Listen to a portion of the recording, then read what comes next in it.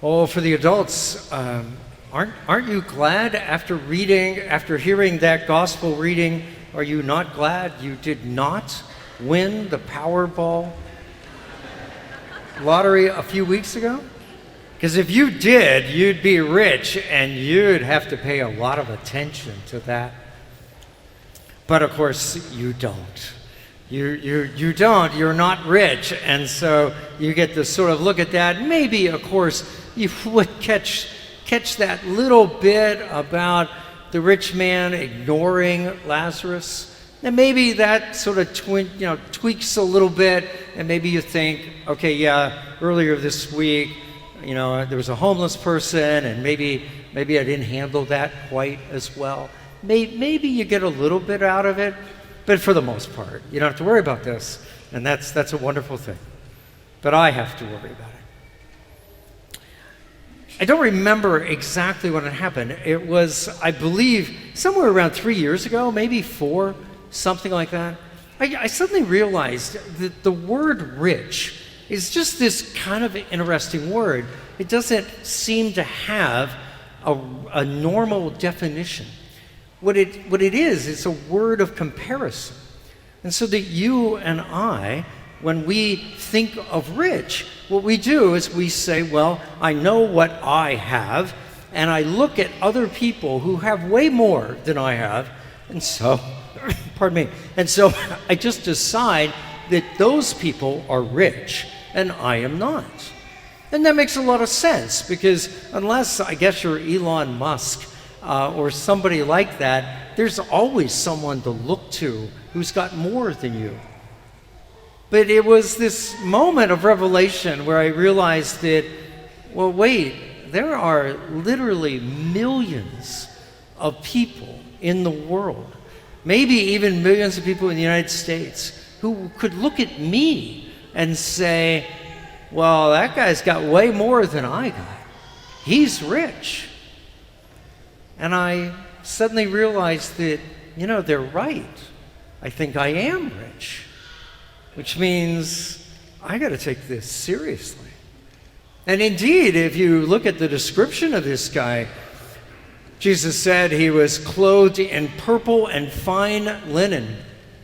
I'm not much for clothes, never have been, but I have the resources that if I wanted to really dress up, if I really wanted to go buy really nice clothes, I could do that. And the guy ate sumptuously, which is kind of a word that implies way over the top eating. And I don't know that I do that, but I don't know that since I've been here at St. Anne, if the rectory refrigerator has even come close to being empty. There's always food. There's always plenty of food.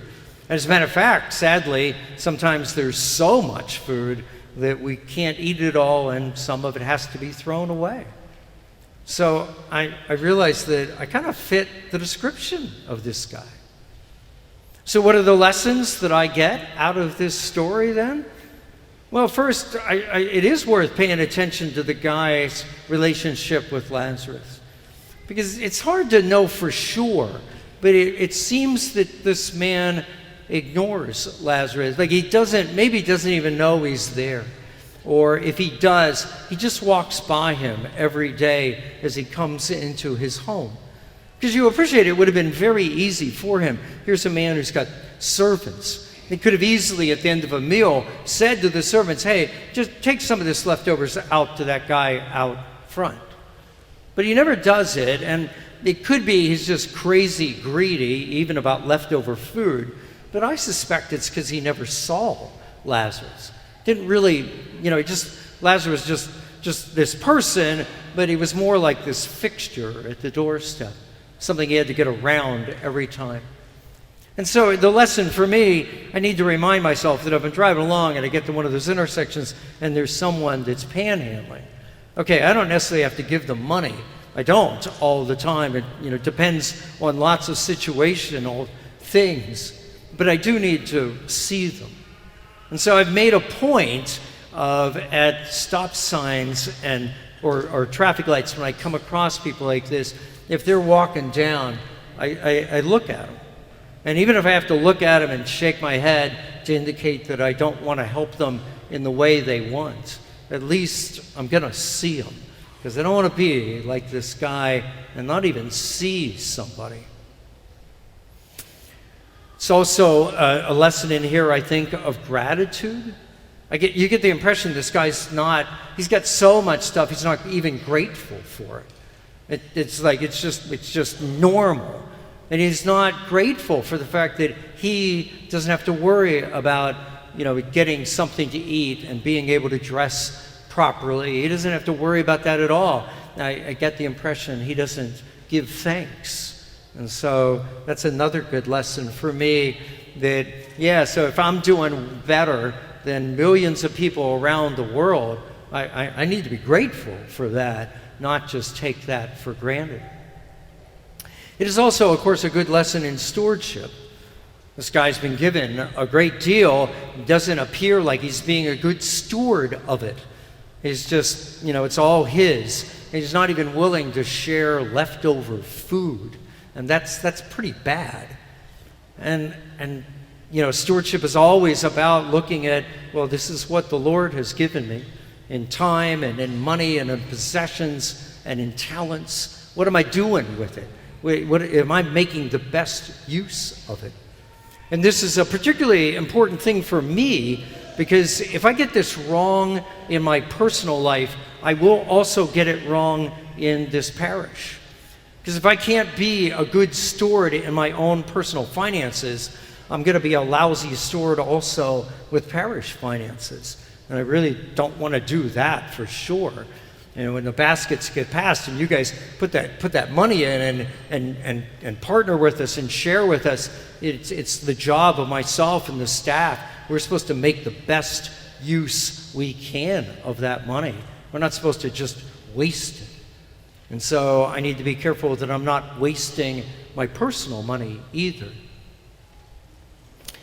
It is a lesson for me that I need to really, this turned out this week to be a wonderful reminder of it. In Luke chapter 6, Jesus says this amazingly biting thing to me. It says, "Woe to you who are rich. Woe to you who are rich."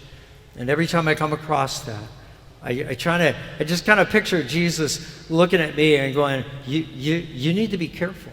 You need to be careful. You've been given all this stuff. That's a tremendous thing.